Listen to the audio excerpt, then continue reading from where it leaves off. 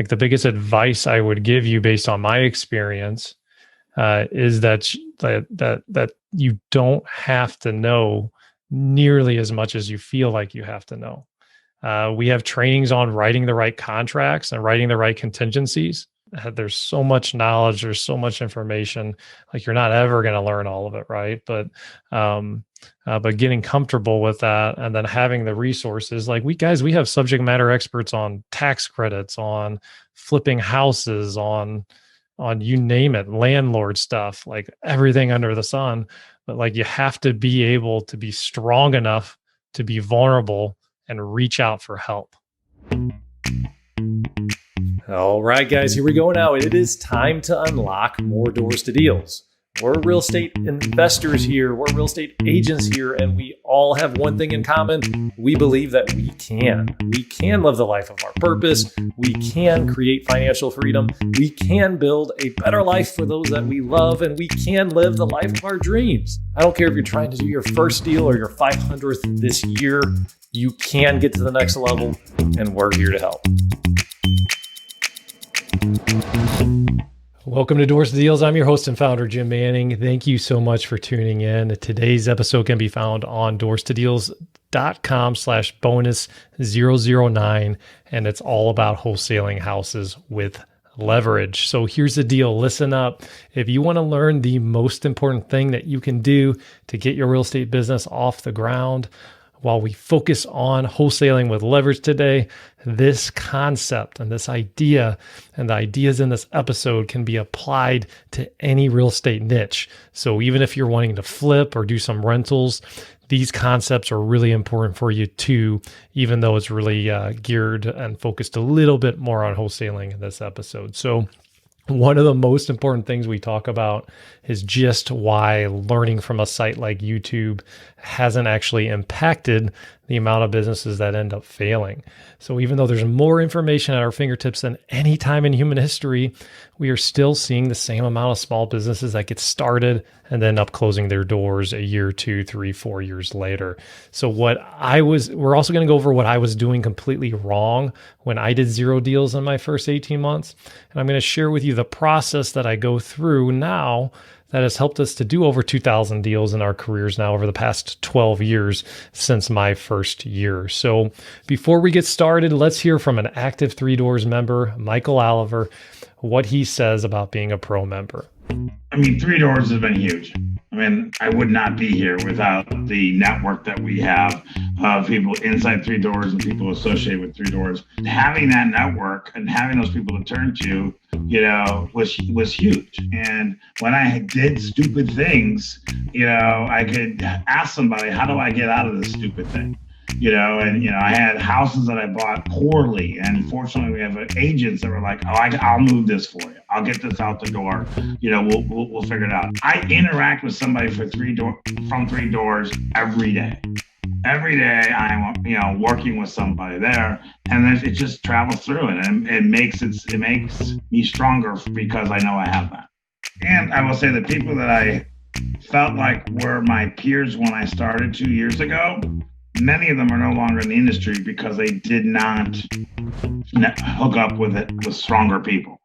They were like, I met them sitting at some event, and they're like, oh yeah, I'm doing this. Well, who are you working with? Do you have a partners in this? No, I got it, man. I watched the video last night. And it was that consistency of 3 Doors being there was a huge advantage. Michael, I appreciate you, my friend. There is greatness in you, and you are doing amazing things. Keep up the great work. Thanks for saying such positive things about our network. Side note, if you want to hear from Michael, we did do a full interview with him, and he was talking about how he went through struggling investor just starting out and doing inconsistent deals to having over 33 deals last year. We have a whole episode where we dive deep into his journey, and it can be found on doorstodeals.com/2021. So, all right, guys, no more talk from me. Here's the interview. So today we want to talk about how wholesalers can help each and every single one of your businesses, and how we can do more deals with wholesalers and working with wholesalers. We work in a collaborative industry called real estate. It's one of the few industries where our competitors are also our friends. Maybe one day we're working against them on a deal, and the next day we're working with them on a deal. So investors are no different than realtors in that regard. The difference being that realtors are literally working with their competitors on a day-to-day basis as a buyer's agent and a listing agent. So we're talking about wholesalers, how wholesalers can benefit their business. So let's start this out with just an overview. Both Jim and Bryant, give me an overview of how many deals you've done with wholesalers and how you've worked with a wholesaler. Give me one example and how many deals. Go ahead, Bryant. Okay, sure. So over the past year, and this being a novice at this game here, as an acquisitions guy, I've worked with several wholesalers throughout my this past year. I've done 2 wholesale deals that were from wholesalers, and one of them was the one on South Jefferson that we did, and the other was not Spady. It was there was another deal. There were 2 deals. I can't think of the other one right now, but there were 2 deals, and that I've done over this past year with wholesalers. But primarily, my focus was working with wholesalers, just because I was working in that vein as a niche. Yeah, then I've Excellent. done a lot Jim. So I've done business with a lot of wholesalers over the years. I don't have necessarily a figure on it. I know you, Ryan, you've kind of done a tremendous amount of deals with wholesalers.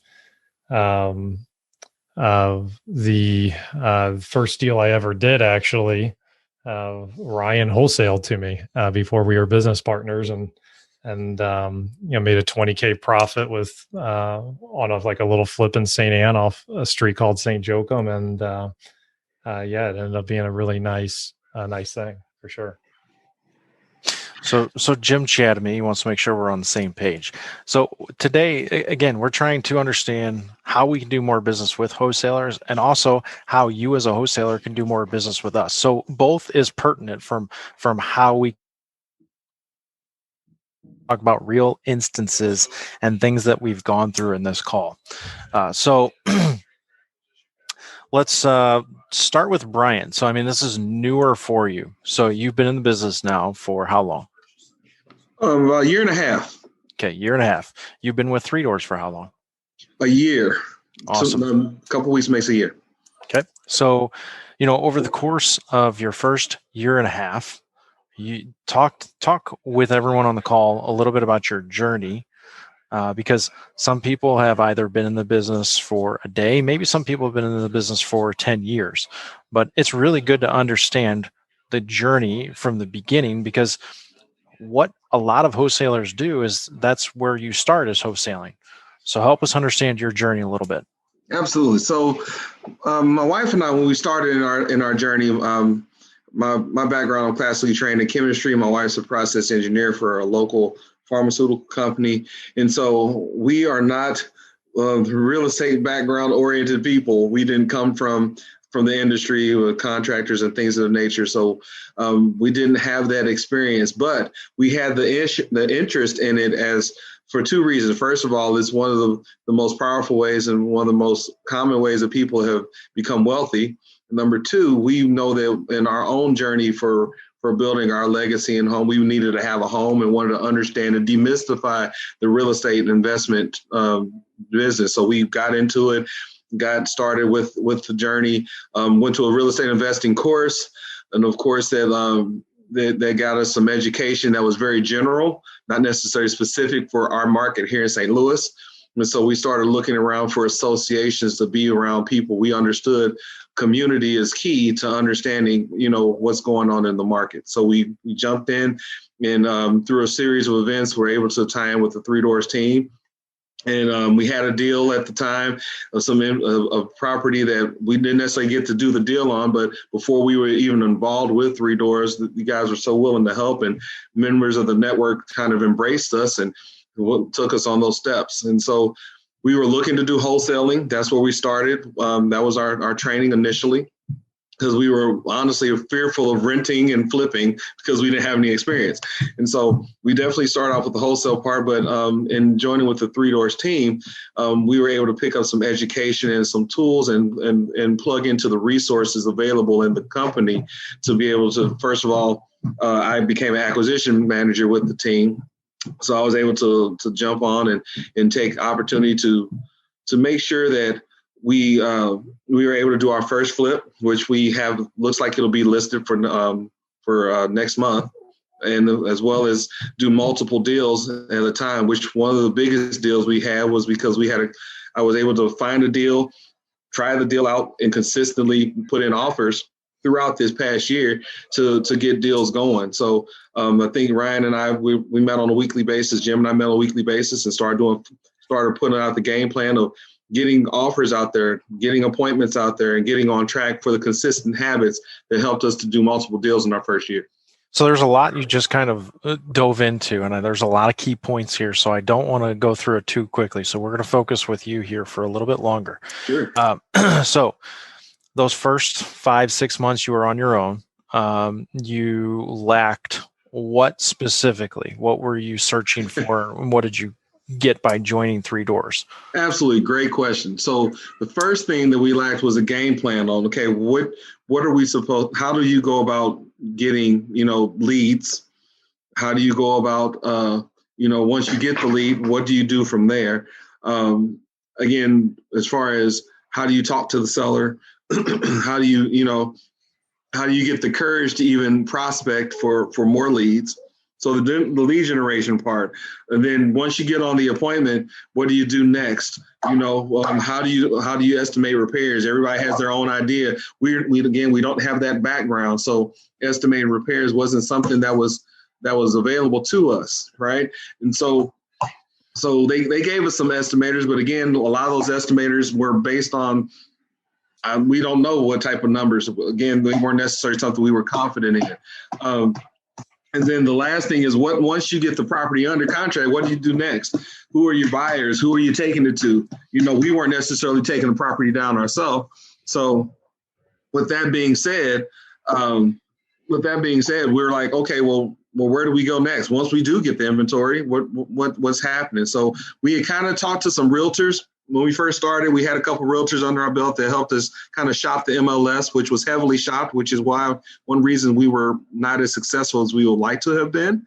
But so we needed to understand, okay, what can you do as a wholesaler and to get things done? And Three Doors brought the resources of understanding, what types of lead gen are out there. First of all, they brought the community of other people that were in the industry who started becoming our cash buyers. So we knew we had a place for properties to go. And then from there, once we started doing that, we started building up the confidence. Okay, what should we be doing? How do we go about getting lists? How do we go about, once we do driving for dollars, what do you do next? And, door knocking or skip tracing, however it happens. So we ended up starting getting the parts for the structure for understanding how to put together a wholesale deal. And that was everything. Okay.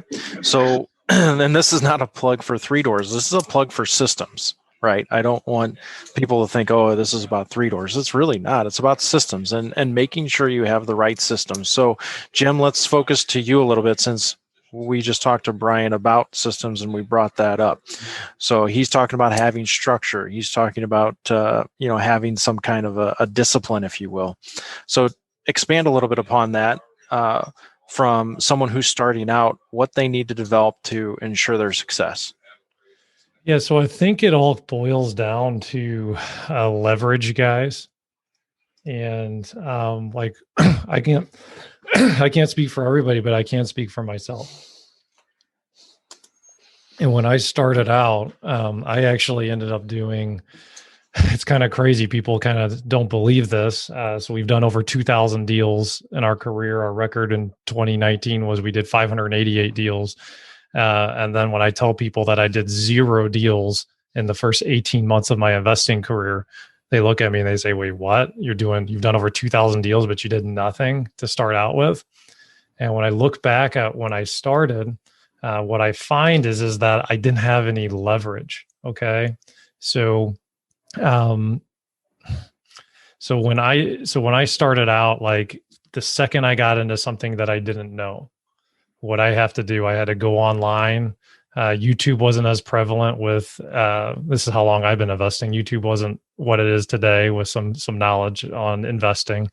I had to go online. I had to buy an internet course that was like $1,000 on how to work with contractors to flip houses. I had to buy books that I had to read through. Every little step when I got to an answer that I didn't know, I then had to circle around and try and research and kind of figure it out on my own. Okay. So as I did this, I basically studied for a year, and I didn't actually get good at anything. And the more I studied, like if you don't actually implement it and start developing those skills, what happened was I was even forgetting a high percentage of what I had studied because I wasn't putting it into long-term memory. Right. So, so then the thing that changed for me was actually Ryan. So Ryan and I started coaching baseball together, and now I had a little bit of leverage. It was just one person. It was just Ryan, but Ryan had been wholesaling already, and he knew a little. He'd already been doing it for a couple of years. He knew short sales pretty well at that point. And now I had a person that I could leverage. And the agreement that I put together with him was I said, hey, let's, like, let me know. I want to flip a house. Like, if you get any of these short sales that hit, that might be a good flip. Let me know. I'd like to buy it from you. And that ended up being the first deal that I did. Was I bought a house that he was short selling and made that $20,000. And until I got out of kind of like not being on an island and not like reaching out to anybody, until I started reaching out with Ryan, and that gave me a little bit of leverage. Okay. So let me stop you there real quick. So you talk a little bit about leverage. Bryant, you talked about leverage, but in different terminology in different ways. So first Jim, then Bryant. For somebody who's searching, somebody who doesn't have a solution, is leverage, can you consider leverage as and I hate to even use this word because it's somewhat overused, is it the easy button for you? And if so, how do you find it? He asked you first, Jeff. Okay. Yeah, I mean, I really think it is. I mean, the thing to realize about investing, and when you get online, you get on YouTube, you name it, there's all these great marketers that come up with all these different new terms on this is the new magic bullet, the new way to do something. And, but investing's been around for hundreds and hundreds of years. There is not anything new under the sun in investing. So success leaves clues, and the people that end up being like making the most money, building the most successful businesses, what they realize is that I need to actually look at somebody that's very successful, and all I have to do to be successful myself is to do what they're doing and implement the right model and the right systems into place. Okay. And then you can also leverage people's knowledge too, right? So in Ryan's case, so like my first, when I started finally doing deals after like 18 months, I started getting up the courage. What I realized was I needed to start doing and getting into action mode. And then when I didn't know something, I just had to have leverage. I had to have someone else around me that I could ask the question to. So then I'd pick up the phone. I'd say, hey, Ryan, have you ever ran into this before? Yeah, I did. I did a deal 2 years ago, and this is what I did. And so like being comfortable with not having to have all the answers was a big thing for me, because I just had to know someone that had the right answers. So the leverage has really meant everything for me. I would not have ever done my first deal if it weren't for being around the right person. And in this case, it was Ryan. So. Well, so, and you talked a little bit about that. You talked about action really quickly. I know both of you extremely well. I want to point out, Jim, it took him 1.5 years to get into action, despite, talking about it. He and I were working out almost daily at that time. So, I mean, we were talking about it consistently. And Bryant, you decided to jump into this, and you were doing your first deal somewhere in the 6-month range, 8-month range, 9-month range. So, the difference between the two of you if I can point it out, is Jim was literally around one person, me, a punk kid at the age of 22 or 23 at that point in time. And Bryant, you were around a community. So I don't have a follow-up question for that. I know I'd asked you the easy button, but let's actually go. Well, tell me your thoughts on that easy question that I had mentioned, Bryant. Absolutely. I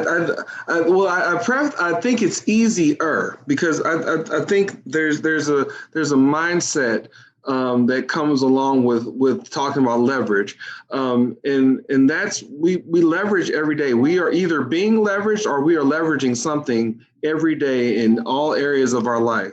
And the way that we apply those systems and apply those leverage points in our life determine our success and our results.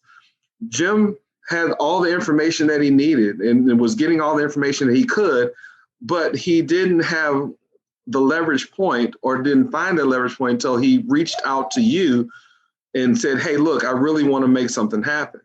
When my wife and I were looking at this program, we thought that spending $15,000 on a real estate education course would be enough leverage to help us to be successful. And it wasn't. It was the opportunity for us to understand that we now know that there's more stuff that we don't know. And we leverage that point to look for community to get more information. So it is an easier button, not necessarily the easy button, until we use that and apply it to get to the next step. And let me add to what Bryant just said, guys. I was curious on this. So right now at our fingertips on YouTube, all the investing videos, all the podcasts out there, there has never been more resources on how to invest in real estate and more information that's out there, right? So I was curious. I said, okay, well, if that's the case and information was the only thing that matters, okay, won't I see a dip in the percentage of businesses and startups that get started and get going that succeed? And I did the research, and since YouTube came out in 2005, there is not a difference in the amount of businesses that succeed versus fail. There is not a percentage difference. I did the homework and I looked at it. So if that's the case, then information alone isn't going to be something that's going to help you succeed. Like there's more to it than that. You know, it's the same thing as like when we grew up in school, just sitting in front of a teacher lecturing all day to us, and you remember some of it, but do you really get good at it? Like you get good at handwriting when you actually start writing and doing the work and developing the skills, right? So let's dig deeper into this, Jim. Let me cut you off there. You're 100% right. And people want accountability, right? Knowledge is out there, but people are yearning for accountability, because without accountability, without some kind of a network, in this case, it's a network for 3 doors, some kind of resources that allow you to do some of the things you guys just talked about, you're lacking in something. So it's best to never be the smartest person in the room, right? You never want to be the smartest person in the room because you always want to be learning from others. So kind of with that in mind, let's actually start to plug the 3 doors, the network, the systems that we have. So Bryant, we'll start with you. Talk about some of the things that the members, the people on this right now, and the people that may be listening that want to join, what do they have access to that will allow them to get out of that indecisiveness and into action mode? Wow, great question. So the first thing that comes to my mind, along as we're talking about, the accountability and the structure that we have here at 3 Doors is really cool. So we have, for those of us who are looking to get our game to the next level or looking to even get started, we have an education program called Learn Upon. Which is countless hours of information about all things with real estate investing, whether it's wholesaling, whether it's creative financing, whether it's talking to sellers, whether it's doing repairs, whether it's negotiating contract, whether it's writing the actual contract. In addition to giving you resources that give you those contract and those repair estimators and things that are helpful in executing on those parts of the business. We have countless hours of that, and that's the first thing that comes to mind. The second thing that comes to mind is the fact that we have community networking events. So we have doors to deals, this call, these podcasts. We have access to, which a lot of the people listening to this now are getting access to this for free, because we want to get the information out there. We want you to understand that there are people who care about, I'm sorry, my daughter's doing stuff. There are people who care about you understanding this information. And there's a team here in St. Louis who wants to help you execute. So you have these networking events. We do a bi-weekly mastermind. We have one tomorrow at 11 a.m. that helps people to understand what's necessary to getting their business to the next level in specific topics. So we have a community, we have the education, and then the other thing that comes to my mind is we actually have a specific niche with retail agents who understand investing. I don't know. I've been talking to a lot of agents here recently, and that is something that is quite unique to the Three Doors network. You have agents who understand the idea of investing. So now when you're looking at properties, you actually have individuals and a whole acquisition team who are trained to understand what a good investment is, what a good deal is. And that can be very helpful on the side of acquiring, but also helpful on the side of you might need to walk away.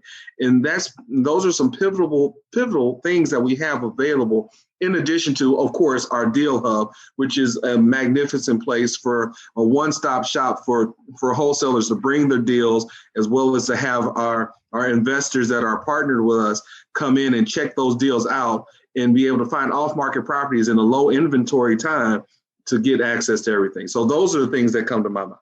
Don't forget about lending, because that's a big one. And absolutely, none other, Ryan. I should have left that to you since you're the guru, but lending is huge. I mean, one of the things that we were concerned with when we were trying to get into the real estate investing business is, okay, most of the thing is where do you find the deals, and once you find the deal, how do I fund the deal? And most places don't have that. Most agents can't give you that. They might loan you to send you to somebody else, and most of the lenders don't have the rest. So we have a unique blend of having all three. We here at Three Doors are able to allow people to build their business through a network because we have all the resources that they could possibly want. Boom, that's it. So whatever their niche is, our niche is allowing them to do what they're great at better, right? So if you're a wholesaler and you're great at negotiating with sellers, great.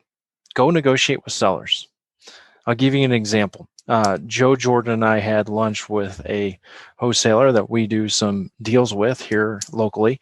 And, he said, I'm open to the idea of sending you guys deals first. And also, I don't want to really lose out on that potential profit of selling it to somebody else. And I said, okay, great. So we were talking more. It's a lunch. It's an hour or so long.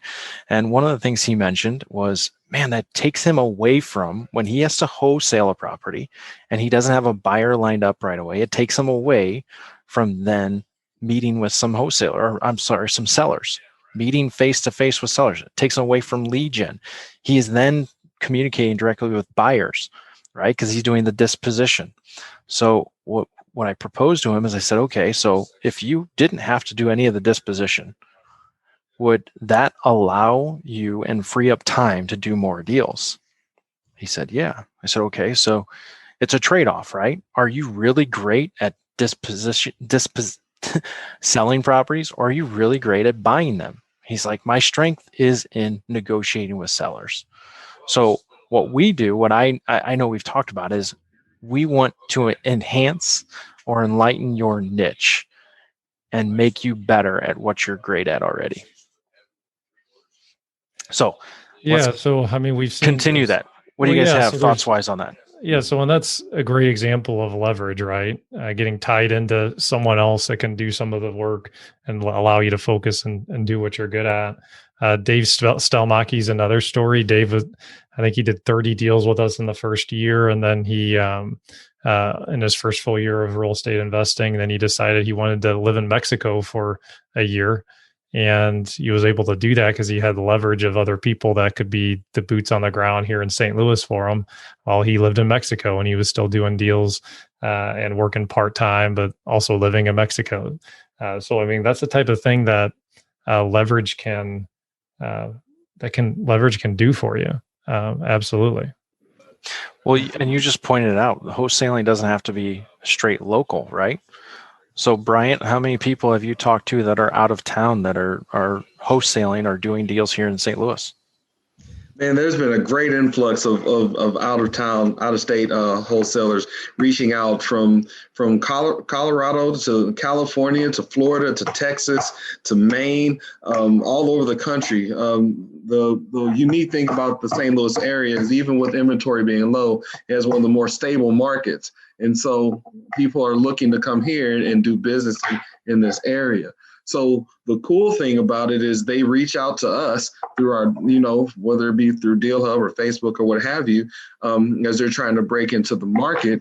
And we have resources available with our Deal Hub, as well as with vendors, with acquisition people that can be boots on the ground. We have all the resources necessary to even help them be successful in the St. Louis market. And that's the cool thing about what we do here at Three Doors. We are, like you said, we are a place with all the resources that can help you in any part of your business that you feel like you might need help or lacking in. Okay, so one thing on that though, please. The vendor part that I had not discussed, we don't want to miss out on that. We have a list of contractors and vendors from roofers to tuck pointers to hardwood floors to cabinet people, painters, what you name it, we got it. So now if you're looking at a deal, for instance, one of my deals that comes to mind, the Spady deal, there was a foundation issue and I had no absolute clue on what to do with the foundation. And was actually scared of it. Most people are scared. If you're a wholesaler, but it's probably one of the more fearful things. Of once you see a foundation issue, like, okay, this deal is done, because you don't know where to go. Well, we have a gentleman by the name of Steve Burton that's in our vendor list who came out with me to evaluate and give me a solid repair estimate on that foundation. So when I'm quoting that to the cash buyer and to the contractor investor who bought that property, I was able to give him a number with certainty about what it would cost to get that taken care of. And so I don't want to take that away. And I definitely want to make sure we understood that's another huge resource we have. We actually have vendors in all of those aspects that can meet your needs. We have over 250 vendors. I just looked at it. 250 vendors in Deal Hub that everyone has access to that is a member. Well, and I think, like, to Brian's point, let's go back to, let's kind of tie this in with a story a little bit here. So when I look back at my first 18 months, what I realized is that my ego was getting in the way a little bit too, is I didn't want to admit that I didn't know what the heck I was talking about. I didn't want to ask for help. I was like the guy before GPS that didn't want to ask for directions, even though his wife's begging him to ask for directions, right? And Jason just came in and completely distracted me there. So the biggest thing that I would say and tie back on this, guys, is like the biggest advice I would give you based on my experience is that you don't have to know nearly as much as you feel like you have to know. We have trainings on writing the right contracts and writing the right contingencies. Okay. So I've been doing this 13 years. I just went out, I'm helping my brother buy a house. I haven't been a buyer's agent for like over 5 years now. And so it's kind of actually been a little bit of fun for me, but I went out to a house and the property had a crawl space, and there was literally signs in 3 different places: do not step on the floor right here. The floor is too soft. Okay. Like when I first started out, I would have said, no way, I'm not going to write an offer on that. I don't know how much that's going to cost. But now, knowing what I know is it doesn't matter that I have no clue what it's going to cost. What I can do is I can budget, just do an estimate. Okay, that feels like it's going to be about a $5,000 repair. I'll write the offer on a $5,000 repair. But what I do know how to do is I do know how to get the right expert out there And I do know how to write the right contingency on the property to protect myself, because if I have that right contingency and then I have the foundation repair expert come out and say, no, Jim, it's not 5K, that's a 20K fix that you need. Okay, well, I'll either renegotiate the price at that point or I'll back out of the contract. And like you have to get, like, there's not real estate, the breadth of real estate, there's so much knowledge, there's so much information, like you're not ever going to learn all of it, right? But getting comfortable with that, and then having the resources, like we have subject matter experts on tax credits, on flipping houses, on you name it, landlord stuff, like everything under the sun. But like, you have to be able to be strong enough to be vulnerable and reach out for help. And the Facebook group, you can ask questions on that. The masterminds that we do, you can ask questions there and connect. But you have to be willing to ask for help when you're stuck. I had, it snowed here recently, a few weeks ago, and my driveway has a little bit of a hill. And Kelly and I were trying to get up the driveway, and we kept spinning, couldn't get up the driveway. And then we just parked the car on the driveway. We left. A couple hours later, we had to go somewhere. So we pulled down the driveway and we tried to pull out of our driveway and we tried to get going. And the car wouldn't move. The hill wasn't even that big, but we were just stuck. So I thought, okay, well, I need to put more pressure. I need to put more gas. And I stepped on the gas and everything just kept spinning. I couldn't get anywhere. What the heck's going on here? There was a UPS driver just goes up this itty bitty hill, no problem. He just drives right by me. I'm like, I don't know what's going on here. So I get out of the car. I say, Kelly, I'll push, you get in the car. And Kelly's yelling at me, no, Jim, I don't want you to push. That's stupid. And okay, so we're in an argument about that. We kind of go over the curb. I say, okay, well, Kelly, let's back up. We need to get out of our neighbor's grass. So she starts to back up. And then I realize that when she's backing up, the wheels are locked. And that, oh my gosh, we have the parking brake still on. Right. So undo the parking brake, boom, we're gone. But like when you're in the middle of this, is a perfect analogy for trying to accelerate to the next level, whether you're doing 10 deals, trying to get to 30 deals in a year, or whether you're on your 0 deals, trying to get to your first deal. Like when you're in the thick of it, you don't know if the parking brake needs to get released. You don't know if you need to apply more pressure and put more gas on it. You just don't know what you don't know. Okay. And having an outside perspective come in and say, no, dude, just undo the parking brake. Then you're good. You're doing everything else right, is so critically important. And I got lucky that I had Kelly there, because that allowed me to get to the perspective of getting out of the car. But sometimes you don't have another person and you're trying to do it on your own. And it would take that other person to see you spinning and say, no, just take the parking brake off. You're good. And that's what leverage can do for you. So let's go with that analogy of the parking brake. So let's take the parking brake off for somebody. We'll start with Bryant here. I love it. What is the biggest parking brake that you had as a person first getting in this business as a wholesaler? What was the first parking brake that you took off?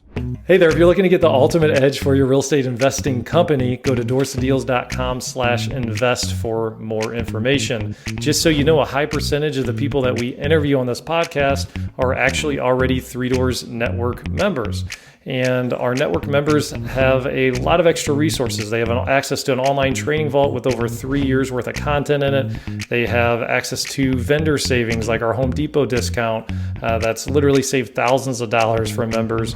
And we have a weekly group coaching call, and we have a lot of other great things as well as part of the Three Doors Network. So make sure that you check it out on doorstodeals.com/invest. We'll start with Bryant here. I love it. What is the biggest parking brake that you had as a person first getting in this business as a wholesaler? What was the first parking brake that you took off? First parking brake was inaction. in action. And again, we had a lot of information that had been taught to us, and we knew a lot of different things that could be done, but it was in action, and it was related to understanding the structure of what we should be doing first. How do you go about pulling your list? How many, and it's not even about pulling the list, it's about how many calls are you actually making?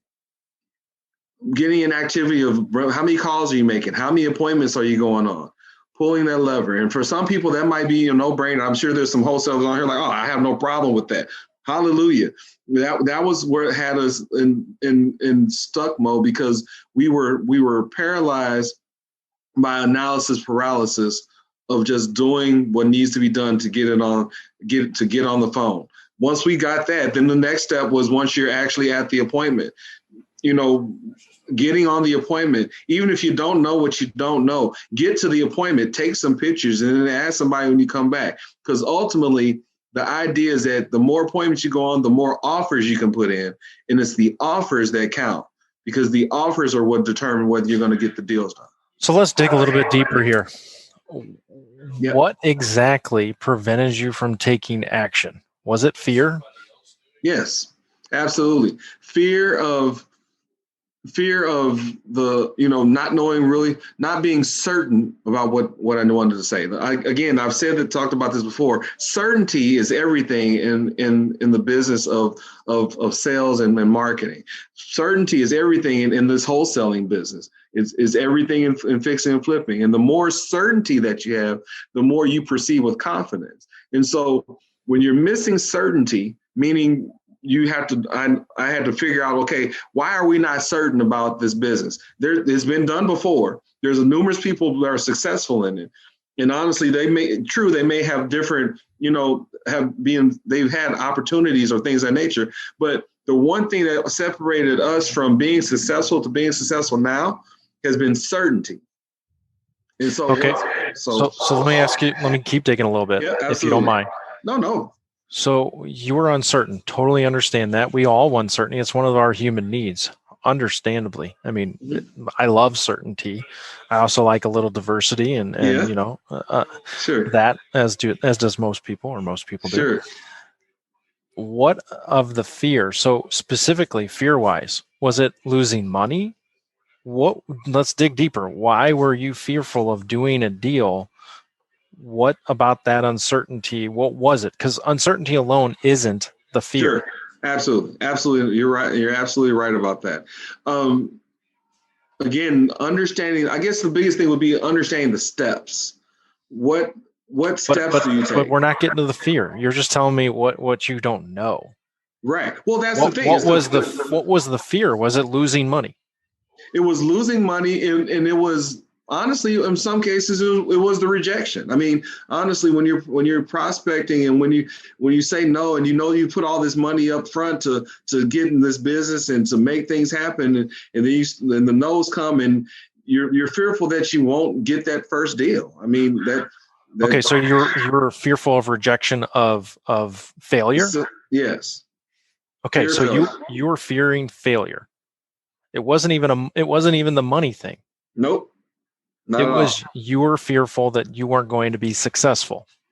Absolutely. And can I point out something that's super important, just as like one of Jim's random tangents here, okay? Confidence transfers, okay? So if Bryant's in this fear loop and somehow, some way he gets to the appointment and he's not certain, not confident that he can help that homeowner out, how do you guys think the homeowner is going to feel?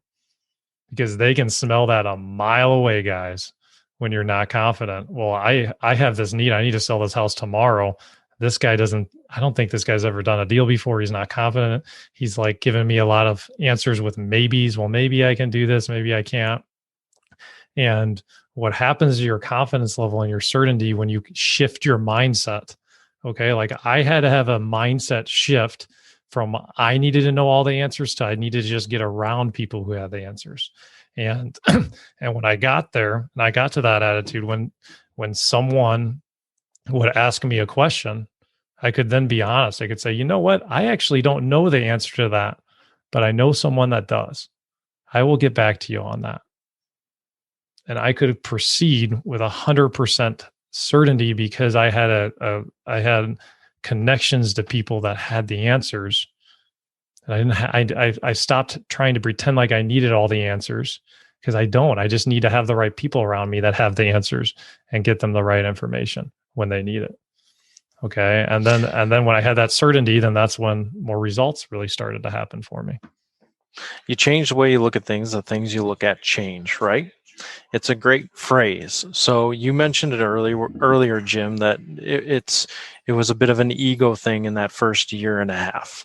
So we all have egos. We all have a yearning for being knowledgeable, right? And as soon as we can put those egos away, we can relieve ourselves of that stress of having to bear the burden of in your case, Jim, the information gatherer. Bryant, in your case, the fear of failure. I talked to David Beckley today. He's on the call. And David didn't want to call a seller because he felt he had to tell the seller yesterday that we were backing out of a deal after an inspection period. He didn't want to call the seller because he felt bad for the seller. And what I failed to tell David during our call, and I hope you hear this, David, is that you did everything in your power to service that seller as best you could. So while it's unfortunate that we didn't do the deal, you should have been able with all certainty to tell that seller yesterday when you talked to her, I serviced you the highest level I could. I did everything in my power to get it done. And unfortunately, the deal just isn't worth what you need to sell it for. So what does that do for you as a salesperson? It alleviates that stress because you knew and know with certainty you did everything you could. So instead of walking away distressed that you didn't service that person, you walk away knowing I did everything in my power that I could. You walk away with confidence because, again, you change the way you looked at it.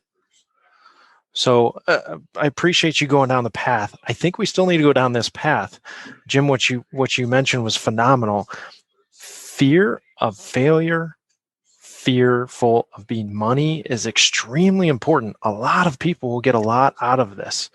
So can you expand any more on that, Bryant, with that fear and give us any more insight?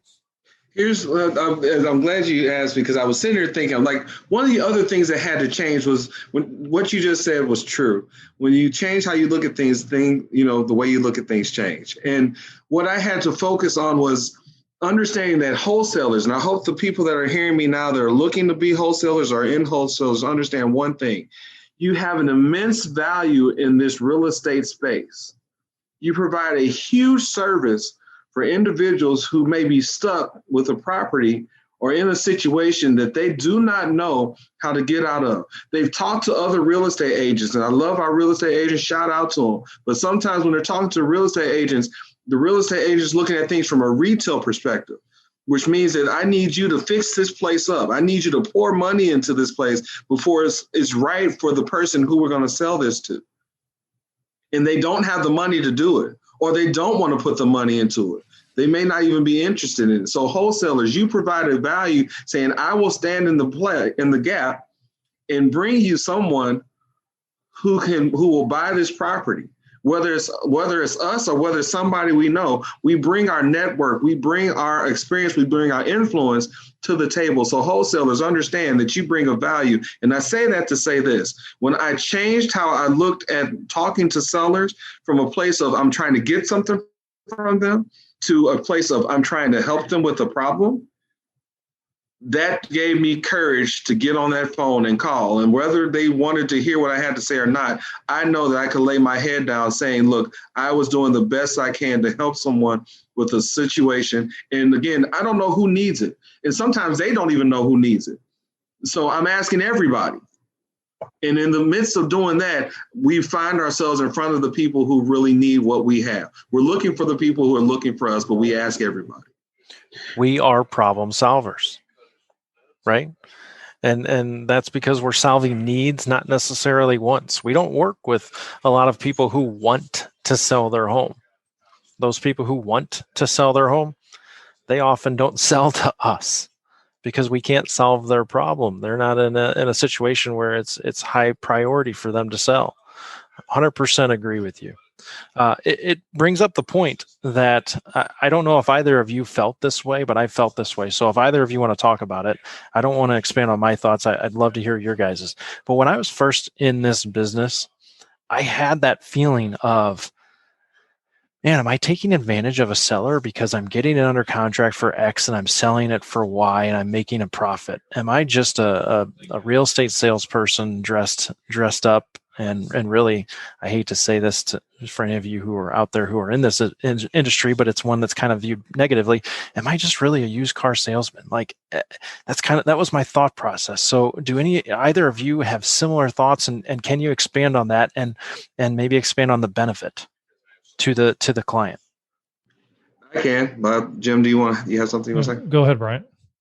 Okay, sure. So I want to say, well, first of all, having had that feedback from other people when I've said that I was getting into the investing space and that I was going to be doing wholesaling and things of that nature, opportunistic, vulturistic, those are words that were used to describe the industry. And it's unfortunate because a couple apples spoil the whole barrels type of thing. And honestly, it really comes down to sales in general. When you think of a sales professional, most people don't think of the way they think of the doctor, or they think of the professional, the scientist that I was. But when you think of sales, you think of the shiesty person, the person trying to get over on you, the person is trying to dupe you to do something they want you to do, because there's a lot of people that have given it that bad rap. And what I had to understand is that in my own personal character, the only person I can control is myself. And when it came down to what I was going to do in this business, one of my passions about being a wholesaler and being in real estate investing is I want to be the difference. You can feel whatever you feel about the industry, but Bryant is an upstanding guy. Bryant is transparent. That Bryant is doing X, Y, Z. And so bringing that personal character to the table and operating out of character and integrity and being transparent as much as possible and working to the interests of the seller is everything about this business. And it separates those who are immensely successful from those who just come in and just grab a couple properties and grab a couple deals and ride off into the sunset. There's people looking for ways to get rich quick. But the problem is this isn't a get rich quick process if you really are in business. Because you might get quick for a second. You might get rich for a second. But surely your reputation will be poor and it will reflect in your business. So that's my 2 cents on it. Well, it's not long lasting, right? So I mean, even if you have some success, it's void of something. If you don't have the purpose of helping those that you're working with, you're always going to feel a void because you're just chasing checks. No one wants to be chasing checks. That's not purposeful. Jim, do you have anything you want to expand on this? Yeah, I mean, the mindset shift that I had to have was that value's bigger than just dollars and cents. And there's some people, an elderly lady looking to move into a retirement home that's owned a house. She bought it for $50,000. That's worth $300 now. She's owned it for 40 years. And she just kind of doesn't want to deal with the hassle of putting it on the market, having people trample through her house, and just kind of like the money, whether she makes an extra 10 grand or not, it just doesn't really matter. The convenience is more important for her of the sale.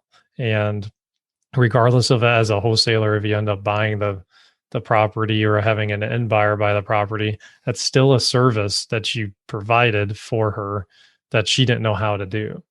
So I had to expand my concept of value. And I so Jim Manning, what's valuable to me is selling the house for as most amount of money that I can.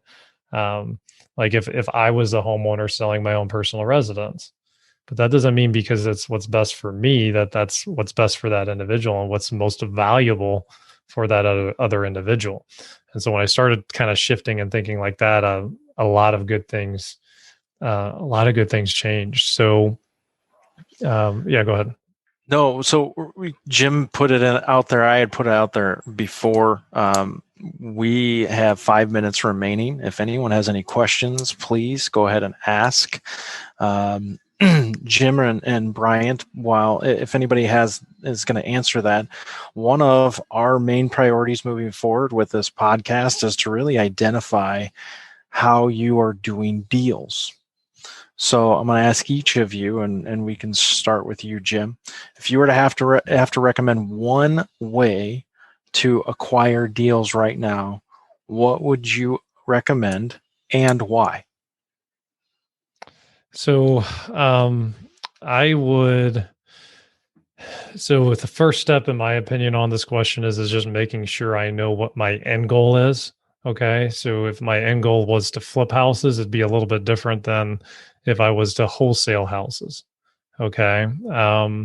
So, there's different strategies I would go through and everything like that. But to keep this simple and to the point, if I was looking to just be a wholesaler and do nothing else, what I would be doing is I'd identify the average price point in a market. So, and I think St. Louis is around a 170 to 186. It's kind of hovered over the years. When I first started, it was like 140. So things have appreciated, obviously. But what I would do is I would go a little bit underneath that price point, because a little bit underneath that price point is actually a sweet spot for rental properties. That's where the most amount of buyers are. It's where the most amount of transactions happen. Okay. So then what I would do is I would turn myself into a wholesaler for landlords and for investors that want turnkey properties. So if I was just wholesaling, that's what I would be doing and what I would be targeting as a wholesaler. And there's other ways I would do it if I was doing other. If I wanted to flip, but, absolutely. Yeah. So Bryant, same question, just for those who don't recall what it is doors to deals. We want to find out how to do more deals. If you had one way to recommend to those listening, which way, marketing wise, would you do deals and why?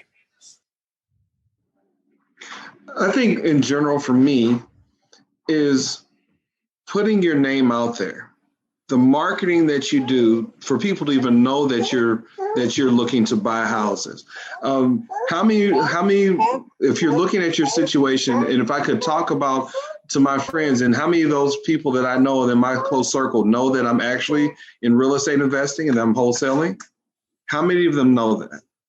How many of the people that I go to church with know that I'm wholesaling? How many of the people that are in my sphere of influence know what I do? And when I first asked that question, I had to think about what was I doing for people to know, because most people knew me as doing chemistry, being in pharmaceuticals. That's what they knew. So all of a sudden, 20 years later, I'm talking about doing real estate investing, and I recognized that a lot of people didn't know. So my first recommendation was to make sure that the people that you know what you do. And start with there, because the idea is you need to find inventory. Once you find the inventory, we can figure out what to do on the back end. But the way you find inventory is by plugging people into what you do and making sure people know who you are and putting your name out there and being honest about where you're going and what you want to do. So I'd like to add one thing to your recommendation, if you don't mind. Go ahead. Which is, it's great to let people know that, and how many people in your sphere and in your world can actually bring you a specific deal or lead. So as you were talking to those people, as you were telling them what you did, what was your ask out of them? My ask was, do you know anyone that is sitting in a home that maybe they're not happy with? Do you know anybody that has a property that they don't know what to do with it?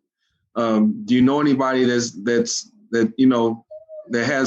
has a pain when it comes to real estate that they need fixed? I'd expand one more question, which might be more important for your sphere, for those of you who are listening, because maybe the people in your sphere, again, don't know someone who's sitting on a home or needs to sell right now. And the investment world's not like the retail world where we utilize our sphere consistently to get deals. However, we can utilize our sphere consistently to connect us to people who do deals. So if I were in your shoes and I was making this recommendation, I would recommend reach out to your sphere and ask for a referral of someone who's already in real estate that they know, whether that's an agent, whether that's an inspector, whether that's a contractor, whether that is another investor. It doesn't matter. The people in your sphere know someone who works in the real estate world. And networking is a long-term play, and it's one that can absolutely build your business on. It's the foundation of every business, or should be. So I agree, and I just add that. Any closing thoughts on that? No, that's perfect, man. Look, we all have heard recently the statement that the most important things are our habits and our relationships. And so as we're building our businesses, we have to make sure that we're building those things with our relationships and with our habits, because they determine everything that we do to be successful. Yeah. So I have a kind of a closing story as we kind of finish on this. So so Henry Ford, this is one of my favorites. Ryan's heard this a few times. He was suing the Chicago Tribune for libel. The Chicago Tribune attorneys called Henry Ford an idiot and like ignorant, and were trying to actually prove that he was stupid, because they were trying to defend an article that had been written about Henry Ford. And his answer to these questions, and then so they'd start asking him trivia questions like, hey, what year was this war fought? Who was the 5th president of the United States? And they started asking him all this stuff. And his answer was, well, I don't have to know the answer to this. I have 10 people that I'm really close with in my company that know all these trivia questions that are really smart. So I just have to pick up the phone and call and ask them, and they'll tell me what the answer is, and then I'll tell you. I mean, is that not a lot more powerful than knowing everything? And that's what leverage is, guys. That's exactly what it is. So we have to stop trying to know everything. We have to first start out with, like, if you're presented with a problem, well, the first question is not how do I figure this out? The first question is, who do I know that's already figured this out? And in the case of the network, with the ultimate leverage that our pro members have in the Three Doors Network, there's a lot of us in here already. There's over 150 people in here, subject matter experts on pretty much any niche you can think of, that are already in here. And we're a community that's abundant minded, that want to help each other out, help each other grow. So if there was something even in this episode here that we didn't get to on wholesaling that's causing you to be stuck, well, admit it, be okay with it, and ask the question, how do you get unstuck with it? Like, you don't have to figure it out all on your own. You don't have to figure it out. You don't have to be on an island. Okay. So that is what leverage will do for you. And I have seen it. I've seen guys like Dave Stelmach do 30 deals in his first year. Kenton Kaufman, all sorts of people. Tanya Lineker did a 50 package deal with a $700,000 price reduction. We got another episode on how she did that. She didn't know how to do it. She just had the right people around her. In her case, it was Ryan and Bob DeClue that know how to put deals together like genies, right? But it's getting the right people around you and then asking the question. But guys, you have to be vulnerable enough. You have to let your ego go, and you have to ask the questions. Like, if you don't do that, there's not anybody in the world that can help you. And my first 12 months of my career, there wasn't anybody in the world that could help me, because I was too scared to connect with people. Because if I thought if I asked that question, they would think I was dumb, that I didn't know what I was talking about, and I didn't want to. And you know what? I got 0 deals out of it. I didn't make any money on it. We are over on time. I love that story, Jim. I've heard it numerous times. Henry Ford is a phenomenal story, and great for this and for leverage. Bryant, anything that you wanted to close with? Man, there's so much that's already been said. I mean, literally, when we go forward in our businesses, we know that we want to make money. We know that we want to build legacy for our family. We have these dreams and these goals and aspirations of what this business does for us. I think the biggest thing is that as we're moving forward, and those who are here listening, be honest with yourself about what you want out of this business. Be honest with yourself, especially about what you're willing to do in this business, and find the tools on the things that you're not willing to do that need to be done so that you can be successful. The leverage that we talk about here is understanding. It comes from a place of understanding who you are and what you really want to do. And those things, once we started figuring those things out, answers started to come and we started to see success. We talked about fear. We've talked about Henry Ford. We've talked about starting out and taking action, accountability, discipline. Lots of phenomenal points in this conversation today. Thank you very much, Jim. Thank you very much, Bryant. You guys were awesome, a wealth of knowledge. All right, guys, just want to remind you on something really important. Don't forget, if you're out there like Bryant Brooks, or heck, even like I was when you're just kind of starting out, or if you're already getting going a little bit, but you want to get to that next level and get to more consistency and get to that consistent deal flow, just wanted to remind you, we help people just like you crush their fears and get to the next level. Whether the next level is your first deal or your 100th this year, we have a network, we have training, we have resources that can help you get to that next level.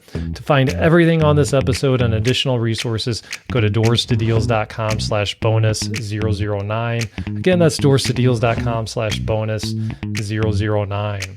So go out, live your purpose, and above all else, go after your dreams. Take care. Till next time. Thanks for tuning into this show. For more episodes and resources that will unlock doors to deals, check out our website, doorstodeals.com.